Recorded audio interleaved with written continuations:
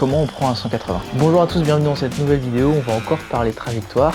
On va regarder le cas du 180, et pas simplement du 180 degrés en épingle, parce qu'on a tous une bonne idée de la trajectoire, mais du long 180 degrés et de ses variantes. Les trajectoires, c'est plutôt un sujet complexe, même s'il existe des trajectoires optionnelles, ça va quand même dépendre de plusieurs facteurs, comme le long de virage, le virage qui précède, le virage suivant, si la ligne droite derrière est suffisante, l'état de la piste, le type de cylindrée que vous avez. L'expérience du pilote aussi va rentrer en compte, hein. Un pilote qui est plus rapide et qui peut mettre plus d'angles va avoir peut-être plus de choix au niveau trajectoire. Si vous êtes en course, en qualification ou sur un roulage, voilà, un pilote qui est en course, il va peut-être avoir une trajectoire plus défensive pour éviter qu'on lui fasse l'intérieur. Le truc aussi avec les trajectoires, c'est qu'il y a toujours des compromis à faire. C'est-à-dire que pour gagner en performance dans un endroit, va peut-être falloir en sacrifier dans un autre. Je vais être clair, hein, je détiens absolument pas la vérité absolue. Je vais pas vous dire il faut faire ci, il faut faire ça. Parce que comme j'ai dit plus haut, il y a trop de facteurs qui rentrent en jeu. En revanche, si certains ont leur expérience à apporter, c'est avec plaisir. Le 190, c'est assez intéressant parce que même s'il y a une façon commune de le prendre, on voit vraiment des trajectoires se dessiner en fonction vraiment de son rayon et de sa forme. Et donc on commence avec le 180 degrés en épingle à rayon constant. En règle générale, cette trajectoire classique est à mon sens celle qui est importante à maîtriser. Un bon exemple, ça peut être le virage hôtel à Carole par exemple. Et au fur et à mesure que vous allez gagner en expérience, vous serez beaucoup plus flexible pour changer un peu votre ligne, votre trajectoire, pour doubler quelqu'un par exemple. On va se dire ouais bon c'est facile finalement, hein. Pas du tout en fait, parce qu'il faut freiner suffisamment fort, progressivement, ralentir dans le virage sans risquer de bloquer l'avant. Il faut déclencher au bon moment, à la bonne vitesse, être assez précis pour aller chercher ce point de corde. Puis il faut accélérer suffisamment, progressivement, pour optimiser la sortie, sans risquer de faire glisser l'arrière. Ces trois piliers essentiels pour avoir une bonne trajectoire, ils sont pas si simples à avoir finalement. Maintenant prenons un long 180 degrés à rayon constant.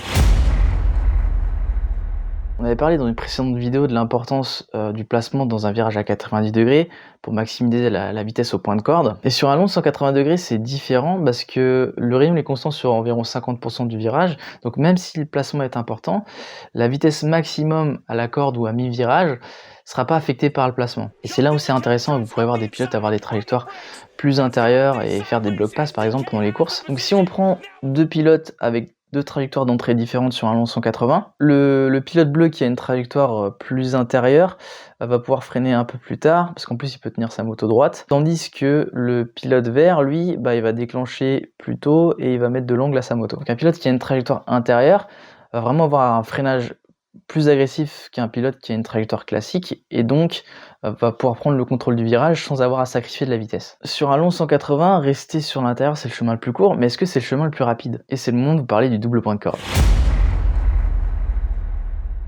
Un excellent moyen de l'analyser, c'est de diviser le long 180 en deux virages de 90 degrés. Si vous regardez bien, vous verrez que la trajectoire ressemble étrangement à une trajectoire classique large, serrée large, qu'on avait vu dans une précédente vidéo. Et du coup, on va analyser deux trajectoires, donc une trajectoire classique intérieure et celle du double point de corde. La moto bleue, elle, c'est une trajectoire classique, c'est-à-dire qu'elle va avoir une trajectoire intérieure, c'est celle qui aura le plus de vitesse mi-virage, parce que le rayon est constant, et c'est aussi le chemin le plus court. La moto verte, elle a un point de déclenchement plus rapide pour aller chercher ce premier point de corde, et donc elle rentre avec un maximum de vitesse. Vous noterez aussi que le rayon de virage est plus grand, donc vraiment une plus forte vitesse d'entrée. Ensuite, avec cette forte vitesse de passage, le pilote il va élargir sa trajectoire pour arriver jusqu'à mi-virage, où là vraiment il va être obligé de ralentir pour resserrer sa trajectoire, donc il aura moins de vitesse que le pilote avec la moto bleue. Une fois que la moto a tourné, le pilote il peut utiliser le rayon de virage maximum jusqu'à aller chercher le deuxième point de corde et accélérer plus fort, et c'est ça l'avantage du double point de corde. En gros, vous allez gagner du temps à l'entrée, perdre du temps mi-virage et regagner du temps à la sortie. Si on va aller plus loin avec ce double point de corde, ça va aussi permettre de se placer pour la sortie. C'est-à-dire que le pilote aura l'option d'élargir sa trajectoire pour utiliser par exemple la technique du point de corde tardif et sortir peut-être encore plus fort s'il y a une bonne ligne droite derrière. Pouvoir changer sa trajectoire comme ça, c'est plutôt une technique avancée, mais c'est bien de le savoir. Juste pour vous montrer ces trajectoires intéressantes, par exemple il y a le virage 15 au Mugello, on va voir les pilotes rentrer très fort, chercher un premier point de corde, s'élargir mi-virage et revenir s'axer pour sortir très fort parce que la ligne droite est très longue. Pour revenir en France par exemple, il y a aussi le circuit d'Alès. Alors il y a le virage 5 et on peut voir certains pilotes s'élargir mi-virage. Alors ça il faut savoir que forcément c'est conditionné par le virage d'avant et celui qui suit, d'accord? Toujours à Alès, il y a le virage 3 qui est assez intéressant, et si vous regardez la vidéo de Perolari, on voit en fait qu'il enroule sa trajectoire pour venir chercher le point de corde puis ensuite la ligne droite.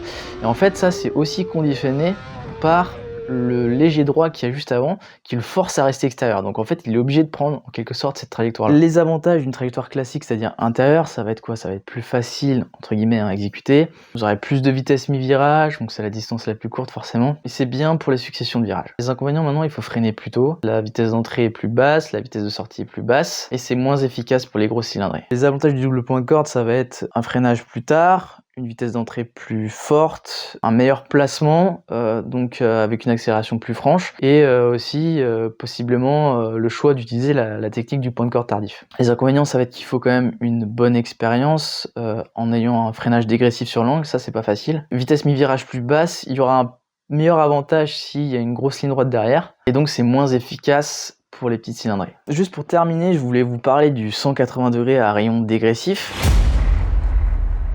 Un virage à 180 degrés à rayon dégressif, ça demande vraiment quand même de l'habileté, c'est quand même pas facile comme virage. Sur ce type de virage, c'est encore la technique du double point de corde la plus couramment utilisée, hein. Vous pouvez encore découper le virage en deux virages de 90 degrés et vous verrez qu'en fait, ça donne encore au pilote la meilleure vitesse de passage à chaque point de corde. La partie difficile de ce type de manœuvre, c'est que ça demande au pilote de ralentir entre la première et la deuxième moitié du virage avec une moto qui reste sur l'angle, donc c'est vraiment pas facile. Sur le circuit de Manicourt, vous avez un 180 degrés à rayon dégressif. La trajectoire théorique reste la même et il est très difficile à prendre. Autre exemple à Carole, il y a un 180 degrés à rayon progressif cette fois-ci. Le principe reste le même, hein. Les pilotes viennent chercher un premier point de corde, écarter, puis resserrer la trajectoire pour chercher le deuxième point de corde et sortir fort. Si vous avez des exemples ou contre-exemples, hein, n'hésitez pas.